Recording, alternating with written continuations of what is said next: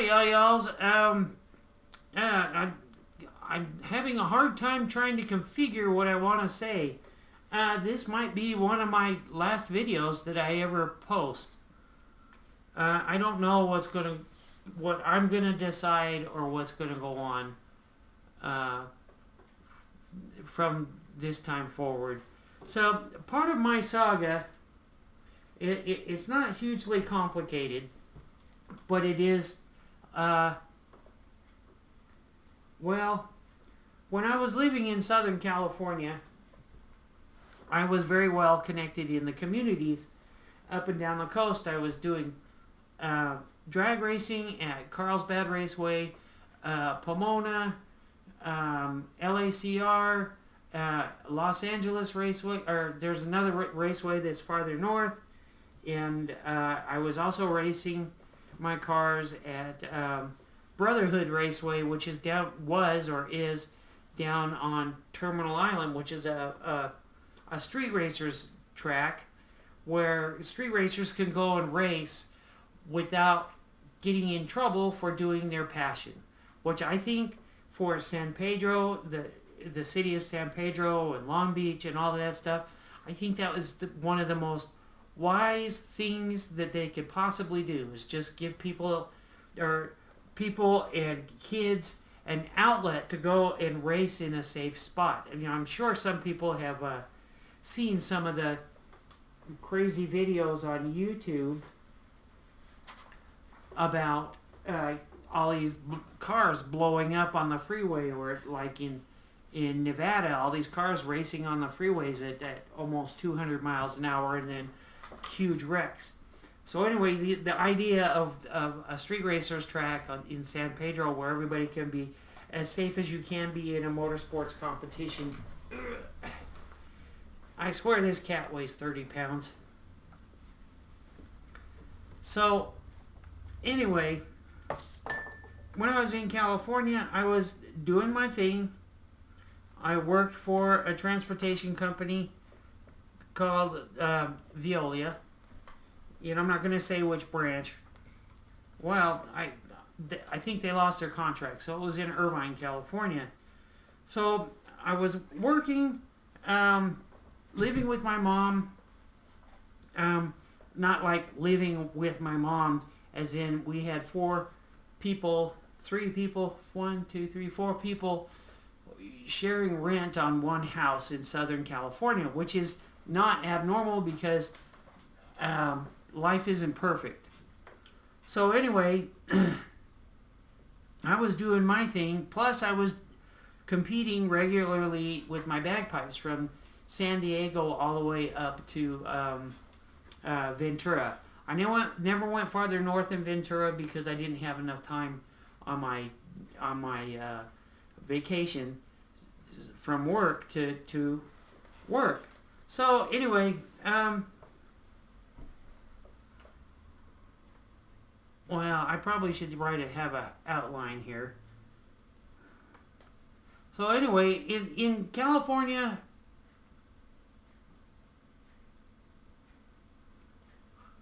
I was pretty much living the good life. I was building my hot rods and everything else like that. When I came to the realization that maybe I'm running out of time to have a family. And so I started getting into this social media online, and I have to admit that during the time, and now my sister's going to get upset with me on this, but my mom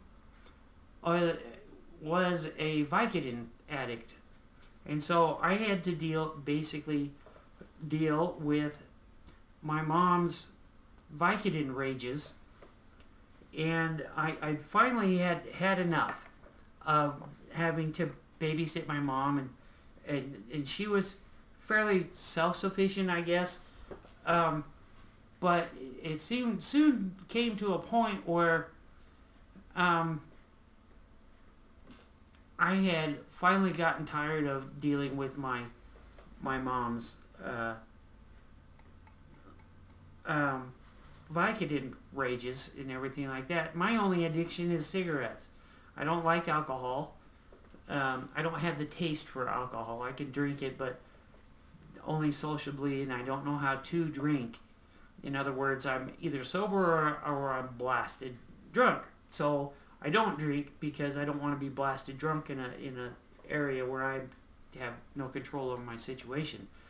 So anyway, I found a girlfriend in Kentucky, and I gave up basically everything. Well, my mom kept the house, and she had other renters in that for a room in the house. So it's not like I was abandoning her, but I put all of my stuff or in the garage and my hot rods. I have Ford Pinto and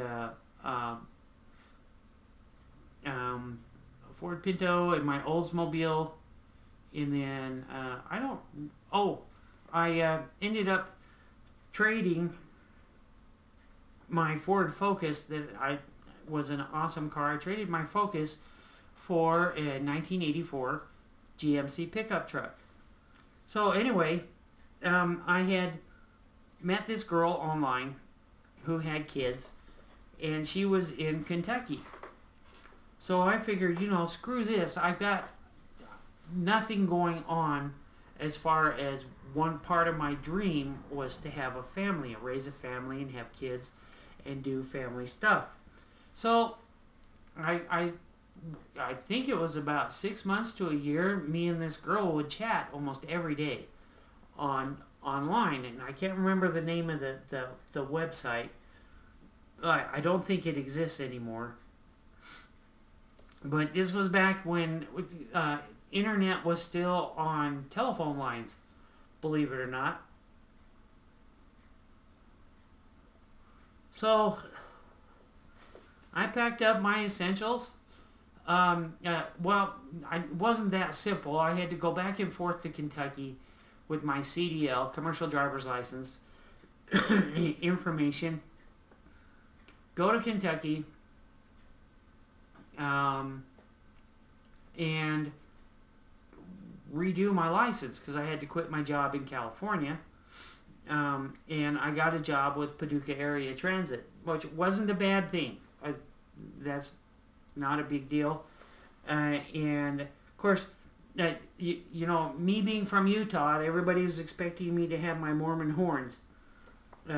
This is normal, okay, because the Mormons have a really bad reputation in the Illinois sub area, and that's their own fault. I mean, I can't help who I was born, what religion I was born into.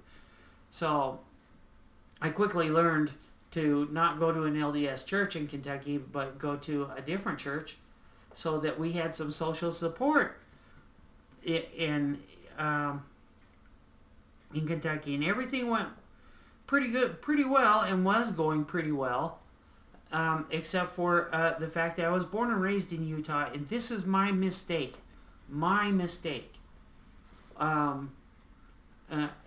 I could probably still be living in Kentucky if, I don't know, there's no regrets because I made some really good connections in Kentucky. But my mistake was greed. And what the greed part was, it's not really greed, just wanting to do better. And in Kentucky, I was pretty much driving for Paducah Area Transit, which it was a back and forth relationship. I don't know if they didn't like me or they were desperate for decent drivers and they didn't want to get rid of me. Well, when I was in Kentucky, I'm creative enough in my head that what I did is they wanted me to drive the air brakes buses. I cut 2 Gilligs.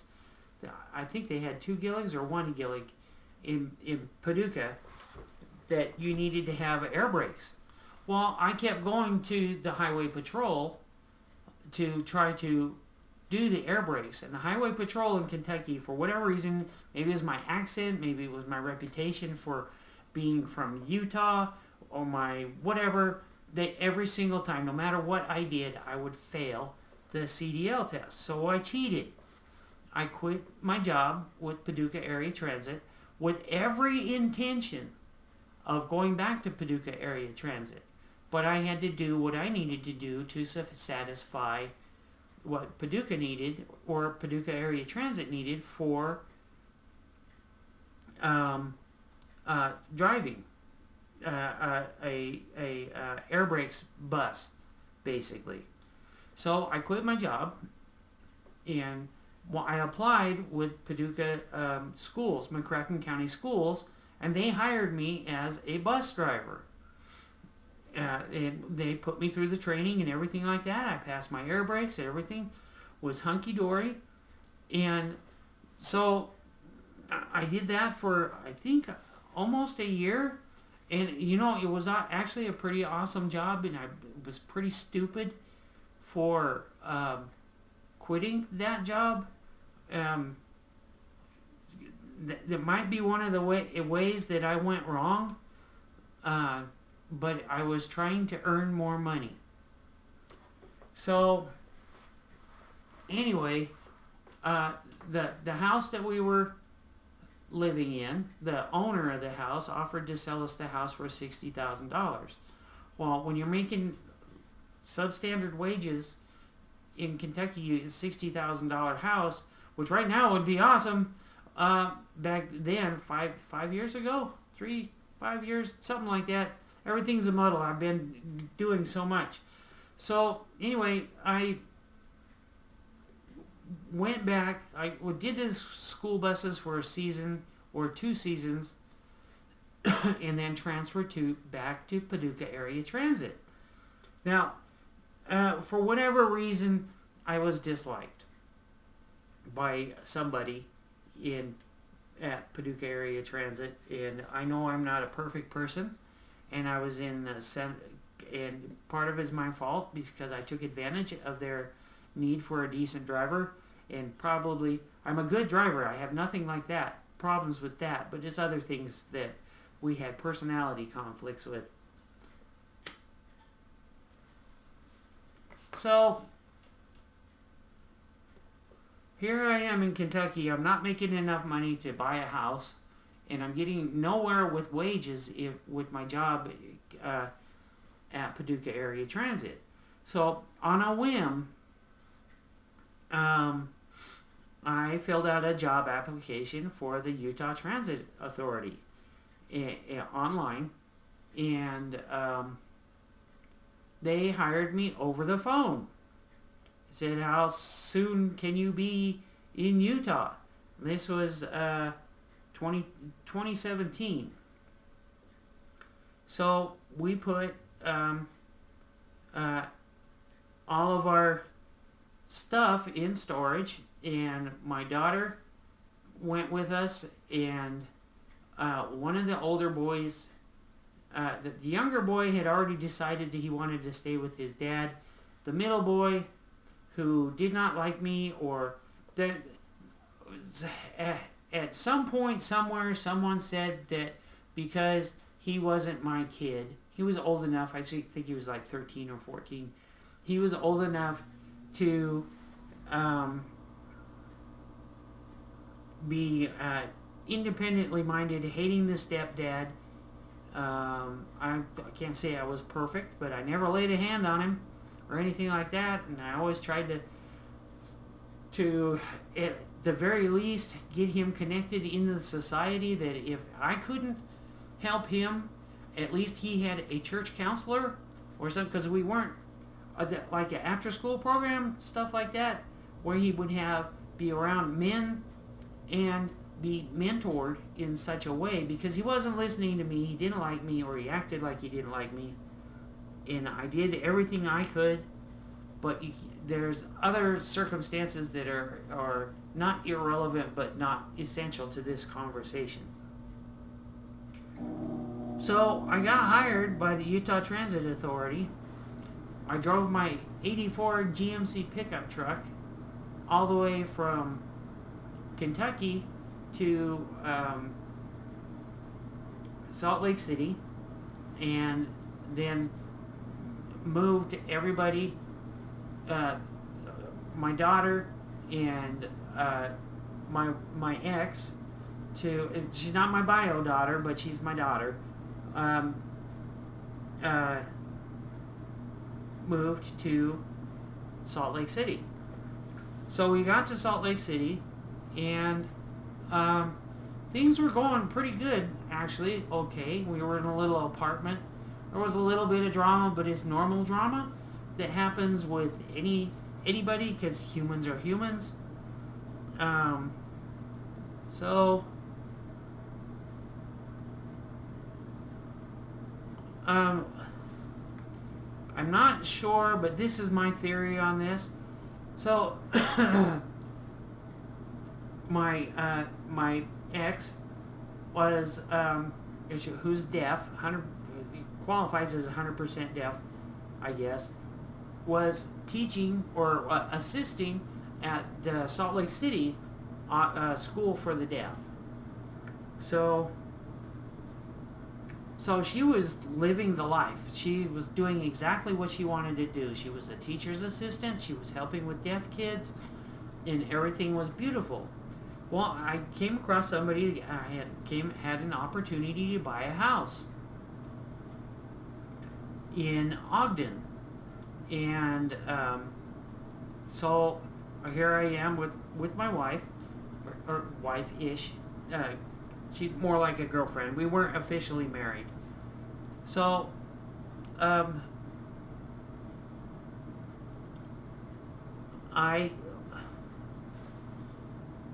we were made pretty sure that everything was going to be okay. So my ex was given a promise that she would be able to transfer from the Salt Lake School for the Deaf to the Ogden School for the Deaf. Now, this is my theory on what happened. And, don't forget, the Mormons have this theme called the denial of blessings.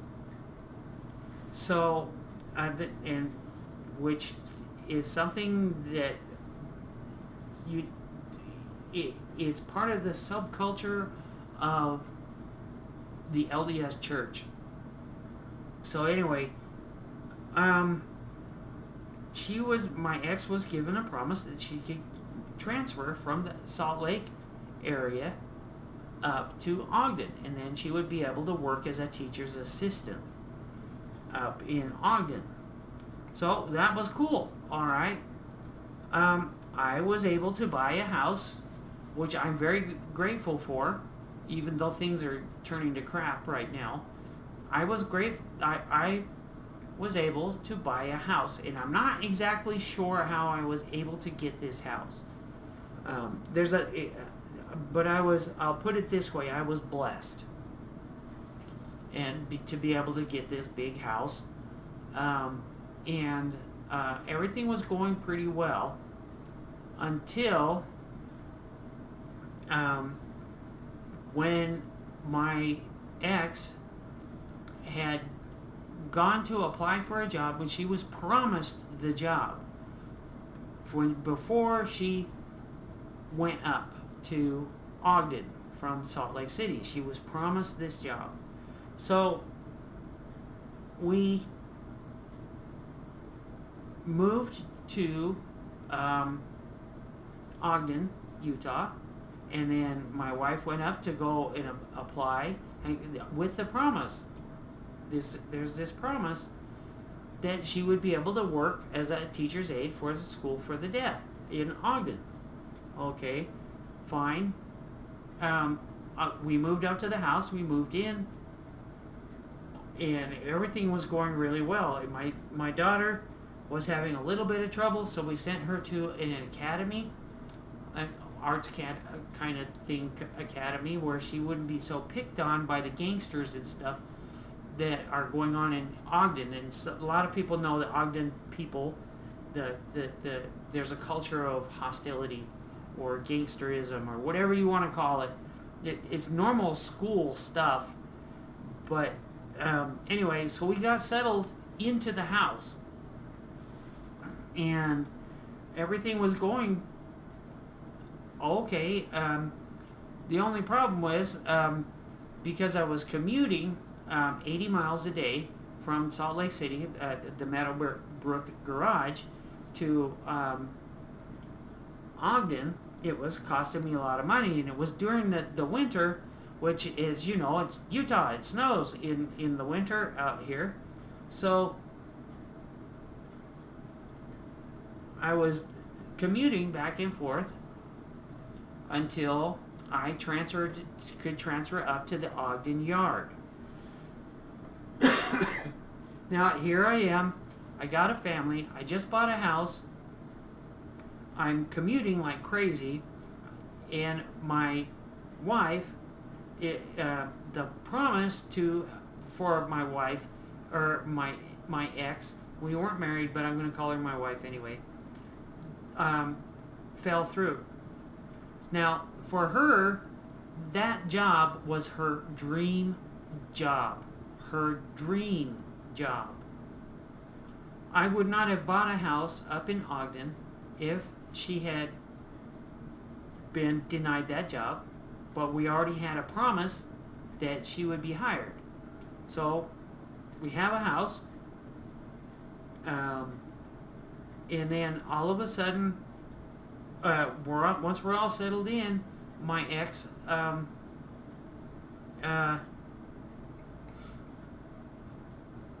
she went into basically a huge depression because she didn't get her dream job.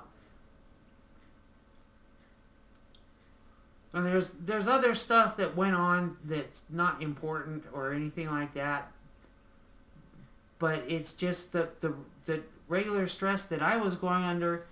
For this is my first house I've ever bought. I'm at a new job and everything like that, and I'm commuting 80 miles a day, trying to make everything work. And my ex was in such a deep depression, she basically wore a divot into the corner of the bed. So I don't know what to do. I can't yell, I can't scream and everything like that, because I understand how the dream thing works, because I'm trying to live the dream. So I mean, crap, I even bought her a car, a very nice car, a Volvo, white leather interior, white paint, blingy rims. I was doing everything I could to make her happy and comfortable. Unfortunately, she's not a good driver in the snow, which meant that she still wanted to drive my Crown Vic. Now, that was not the intention. I wanted her to have the Volvo. So, in order to save on the bills and everything, I was perfectly happy at the Meadowbrook Garage in Salt Lake City. So, and I was warned about this, but I didn't put too much stock in it. So I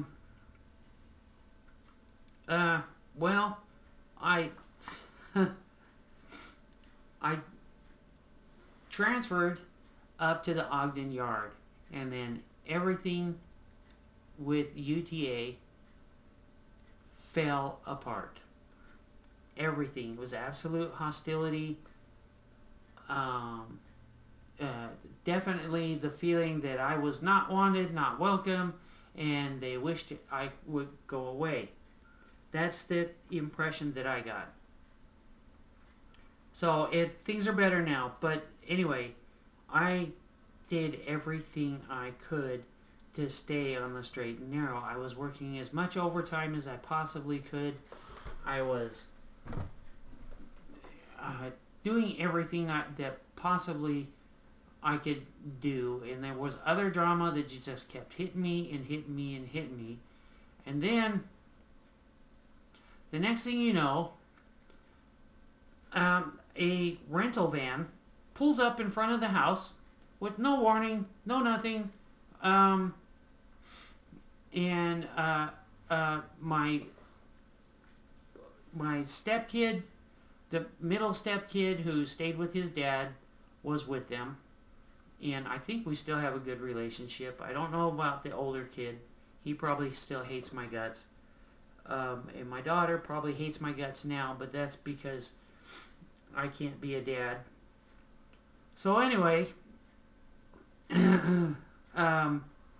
everything went to crap when I moved up to the Ogden bus yard. So, and I'm trying to take care of a family. I'm trying to make connections. I'm working all kinds of crazy overtime. I still don't have a lot of seniority. So this moving van, pulls up with no notice, no warning, no indication, no nothing. And the three boys are there, and my daughter. Well, my daughter was still living with me and my ex. No notice. She shows up, or her ex-husband shows up with the moving van. They loaded up all of her stuff. Well, as much as they could haul in the trailer, because she didn't have any storage or anything. I'm still trying to be a nice guy. And she's gone. So here I am with this great big house, trying to make the payments. I've been doing this for a couple of years now in everything. And then, because I was working so much overtime and so desperately trying to make money, that I ended up with a foot wound on my right foot.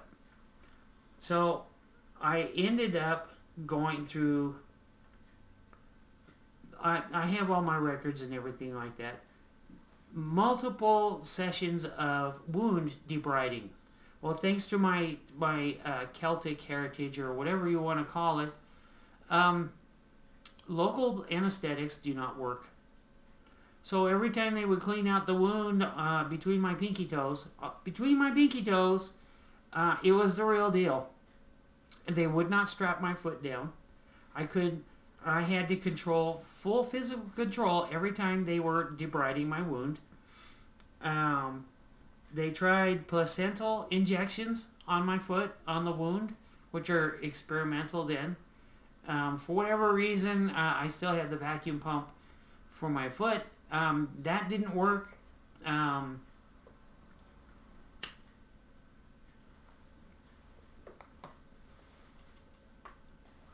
So, anyway, I was released back to work and was able to start working again. So, and the bid came up, the option to switch to a different garage, because I had switched to Ogden and it was just horrible. I mean, horrible when I went up to Ogden.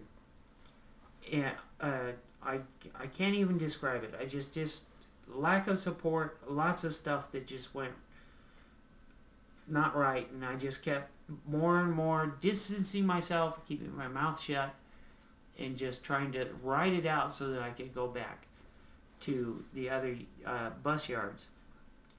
Well, in order to save money, because it's an 80-mile trip, round trip every day, going to work and back.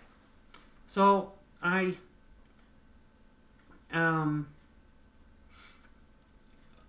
got my foot healed and was able to go back to work. And as soon as I could, I went and transferred to Central Garage. And that was another, one part of it was working on the weekends, which meant I was at Central. And then kind of turns into a kerfuddle, because I was working also out of Meadowbrook Garage.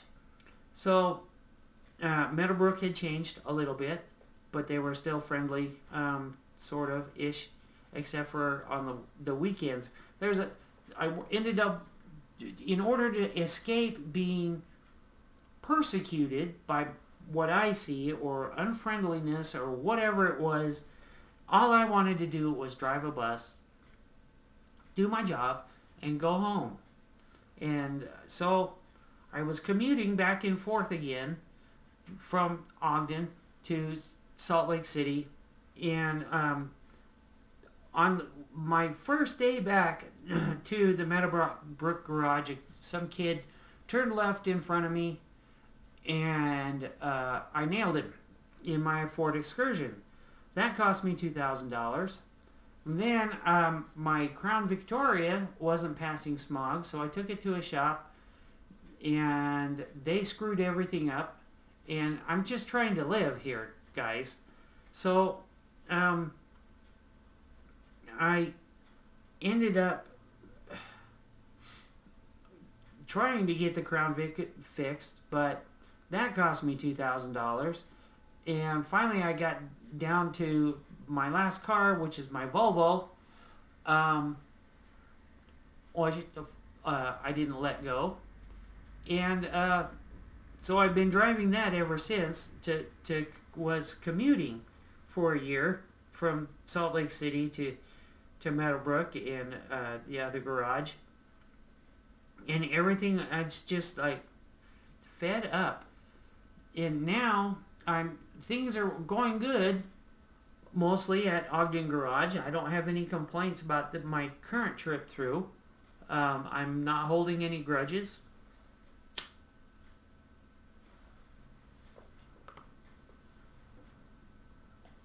Or have any bad feelings towards anybody or anything like that. I just don't.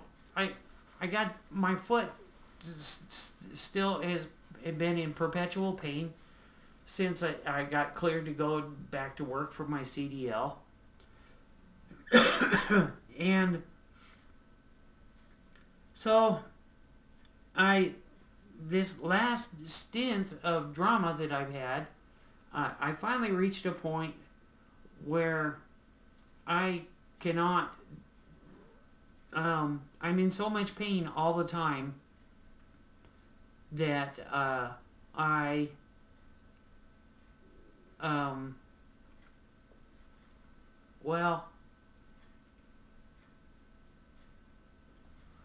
can't drive again. So I went in and told work that I'm in crazy pain and I can't work anymore. So I've got 2 weeks of time that I can figure out what in the hell I want to do. The UTA, somehow they've decided to be nice to me for whatever reason.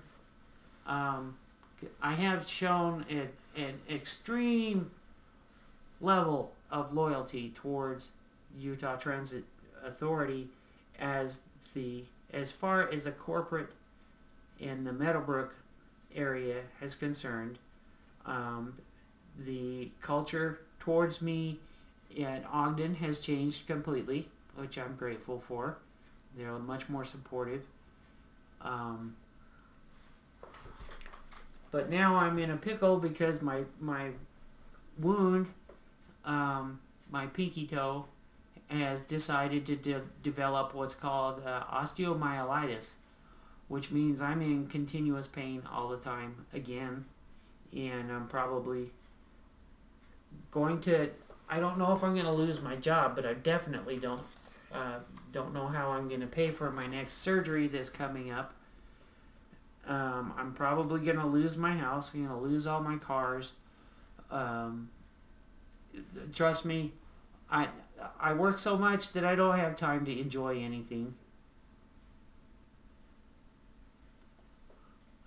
I rarely get to go out and be part of the society because my hours are I have pretty good 7 years in, and I have fairly good seniority. The only problem is I'm a night bird, so my best time to work is at night because that's almost all what I ever did. And for me to wake up early in the morning, I'll lose my job anyway because I'll get fired for not showing up.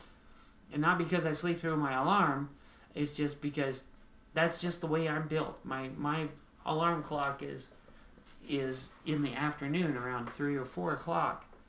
That's my sleep cycle is developed out that way. So anyway, now I'm trying to figure out what in the hell I'm going to do next. I've got a whole collection of bagpipes I need to offload. I've got cars I need to offload.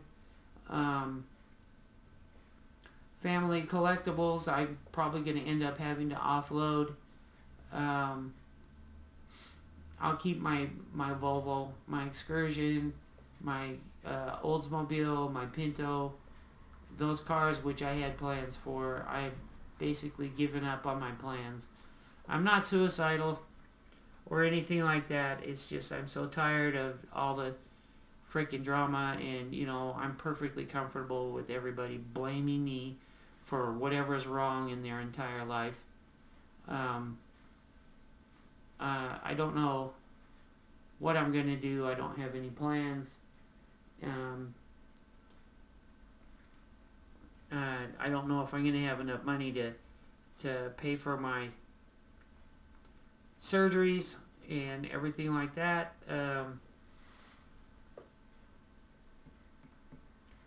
So anyway, that's life. It's not like I'm going through air raids or bombings or riots or anything like that. It's just trying to survive. I probably should sell this stupid house. It's not really a stupid house, but my ex believes that the house has a curse on it. I don't think it's a curse. I think it's just I don't belong here. But I don't know where I'm going to go because I didn't plan on this.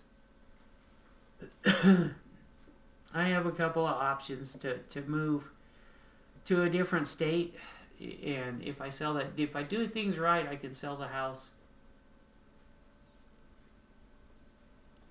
and buy a house for cash. I really don't want to move to Kentucky.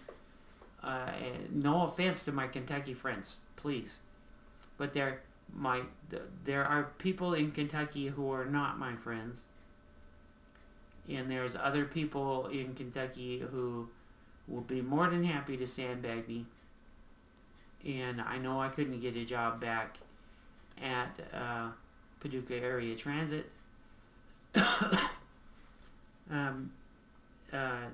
or even drive the school buses right now with my foot. So we'll see what happens. This might be one of my last posts. I've run out of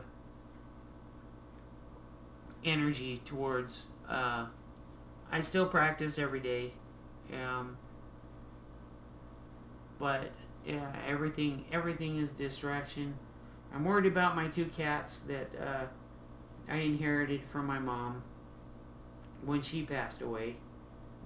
That's another thing that has been part of the last couple of years is my mom slowly died from kidney failure from a Vicodin addiction. So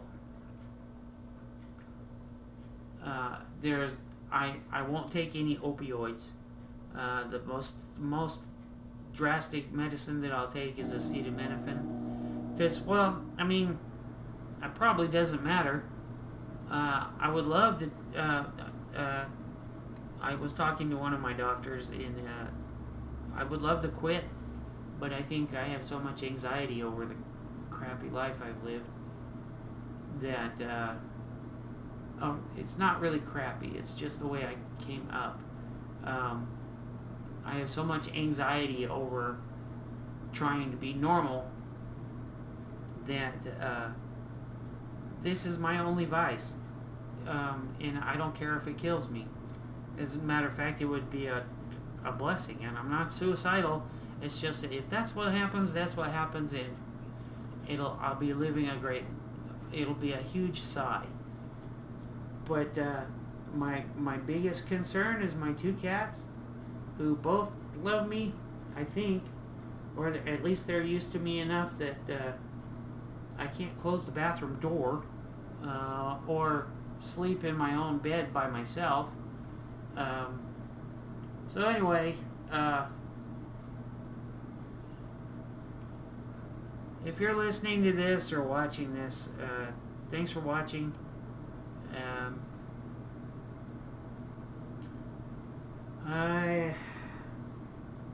Well, my cats are gonna bug me if I play my pipes, especially Jules, my big fat sumo cat.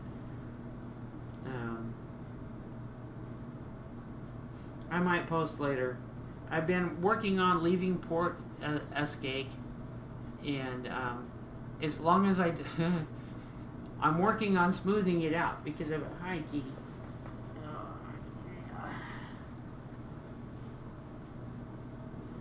She wants me to shut up because it's nap time. You know, daytime is nap time for these guys.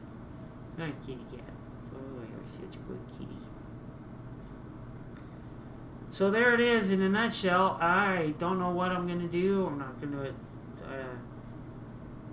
run away. Woo-wee, you're a farty kitty.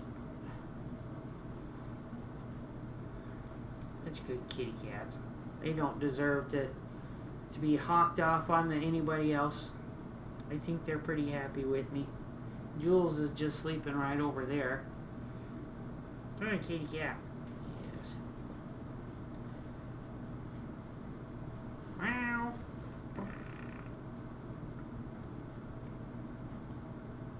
So, what are you doing? Oh, good kitty cat. You're such a good kitty. I wish I could just escape it all, but you know what? Everybody has their own dramas, and I had a lady from India gave me the riot act about stuff. I have a lady from Korea that gave me the riot act.